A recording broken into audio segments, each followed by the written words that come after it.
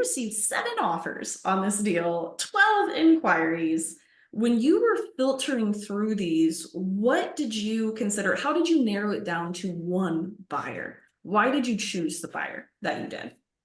First, I was very excited about the purchase offer. And then after talking with you guys and some other folks who have just had experience about what are the good and bad about each of those opportunities, I was able to make an educated decision and know that the purchase wasn't the realistic one, because that's someone just gambling on, oh, we'll pay you X amount of dollars and then we're going to turn around and sell it to Excel or whoever, another larger developer, for way more money. And they're being entrepreneurs, which you can't blame them for doing that. But what I figured out is the people who kind of want to partner with you rather than just buy you out and make the money beyond you was a little bit friendlier opportunity. I also started researching each of them and figuring out for each of the developers who had contacted me what type of history they have, if they've been doing this long, if they're brand new.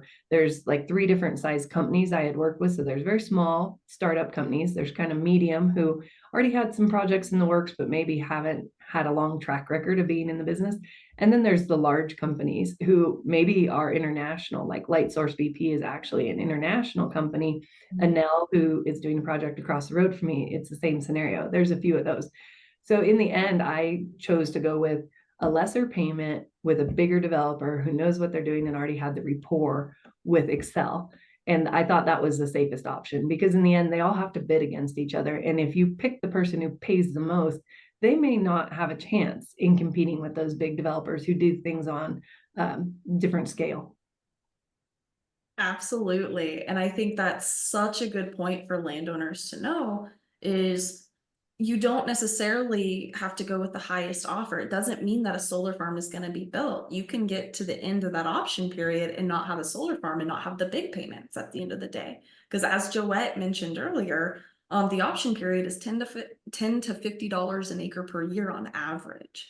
So when Joette went with a mid-range offer, I use this as an example all the time because she trusted that particular developer to be the most likely to get the deal done at the end of the day. So I always love when you bring up that point.